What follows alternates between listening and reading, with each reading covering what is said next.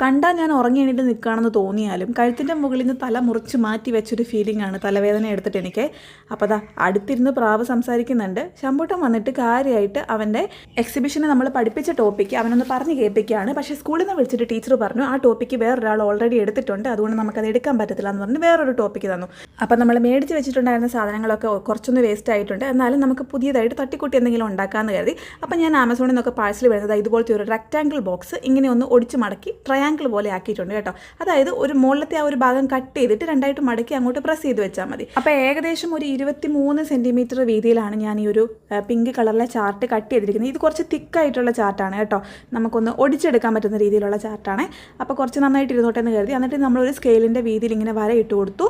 എന്നിട്ട് ആ വേണ്ടാത്ത ഭാഗങ്ങളെല്ലാം കുറച്ച് കട്ട് ചെയ്ത് കഴിഞ്ഞിട്ട് ഇങ്ങനെ ബ്ലോക്സ് പോലെ കട്ട് ചെയ്തെടുത്തു. എന്നിട്ട് ഈ രണ്ട് സൈഡിൽ ഗമ്മ തേച്ചാൽ മതിയായിരുന്നു. ശമ്പൂട്ടം കുറച്ച് മുകളിലും കൂടെ തേച്ചിട്ടുണ്ട്. പക്ഷേ നമ്മൾ അവിടെ എക്സ്ട്രാ കുറച്ച് പോർഷൻ ഇട്ടിട്ടുണ്ട് കേട്ടോ, അതൊന്ന് കട്ട് ചെയ്യാൻ വേണ്ടിയിട്ട് ലെവലായിട്ട്. അതുകൊണ്ട് അത് നമുക്ക് വിഷയമില്ല. നിങ്ങൾ അതിൽ ഉണ്ടാക്കുന്നുണ്ടെങ്കിൽ അങ്ങനെ മുകളിൽ തേക്കണ്ട കേട്ടോ. പിന്നെ ഒരു കാർഡ്ബോർഡിൽ നമ്മൾ ഡബിൾ സൈഡ് ടേപ്പ് പിടിച്ചിട്ട് ഇതങ്ങ് വെച്ച് കൊടുത്തു. നമ്മുടെ അകത്ത് ഒരു A4 ഷീറ്റ് സുഖമായിട്ട് കയറണം, അതാണ് നമ്മുടെ ഒരു ഇത്. അപ്പോൾ നമ്മൾ സ്കെയിൽ ഒന്ന് കടത്തി നോക്കി എൻ്റെ വീതിയൊക്കെ കറക്റ്റ് ആണെന്ന് അറിയാൻ വേണ്ടിയിട്ട്. എന്നിട്ട് ബോർഡർ ലൈനൊക്കെ ഒന്ന് മാർക്ക് ചെയ്ത് കൊടുത്തു. എന്നിട്ട് ഒരു A4 ഷീറ്റ് തള്ളി കയറ്റി നോക്കി, കണ്ടോ ഇപ്പോൾ അടിപൊളിയായിട്ട് വരുന്നില്ലേ. അപ്പം നമ്മൾ എന്നിട്ട് അതിനെ കണക്കായിട്ട് മാർക്ക് ചെയ്തിട്ട് അവിടെ എഴുതാനുള്ള കാര്യങ്ങളൊക്കെ എഴുതി വെച്ചു. അപ്പോൾ ശമ്പൂട്ടിൻ്റെ ടോപ്പിക്സ് എന്ന് പറഞ്ഞാൽ വവൽസും കൺസണൻസും ആണ് കേട്ടോ. അപ്പോൾ അതിന് ചെറിയൊരു മോഡൽ ഉണ്ടാക്കുകയാണ്. അതിനൊരു ട്രയൽ പഠിക്കാൻ വേണ്ടിയിട്ടാണ് ഞാൻ ഈ ഒരു യെല്ലോ മോഡൽ ഉണ്ടാക്കി കൊടുത്തിരിക്കുന്നത് കേട്ടോ.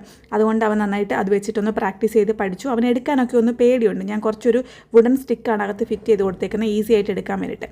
ഫൈനലായിട്ട് നമ്മൾ ഗ്രീനിലാണ് ചെയ്തിരിക്കുന്നത്. ഇങ്ങനെയാണ് കേട്ടോ. ഇതെല്ലാം കഴിഞ്ഞപ്പോഴത്തേനും എനിക്ക് തല പൊക്കാനോ വയ്യ, ജലദോഷമായി, തുമ്മലായി. കഴിഞ്ഞ ദിവസം മഴ നനഞ്ഞതല്ലേ, അതുകൊണ്ടൊന്നും ആയിരിക്കില്ല കേട്ടോ. എന്നാലും തലവേദന എടുത്തിട്ട് എന്ത് ചെയ്താലും അനങ്ങാൻ പറ്റാത്തൊരവസ്ഥ.